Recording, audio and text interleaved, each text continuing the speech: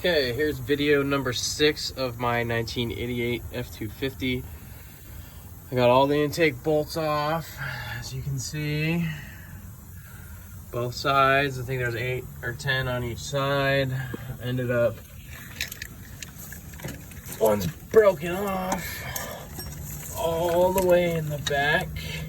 Right here is broken, again, for the second time, because I did this once before and I broke the same bolt. Now it's stuck in there. This thing was pretty well on there. Got it off now. It's a little bit loose. I'm hoping that I can get it off without busting the back of it because of that bolt that's stuck, but that's what it's gonna look like for now. If you guys have any questions, comments, let me know.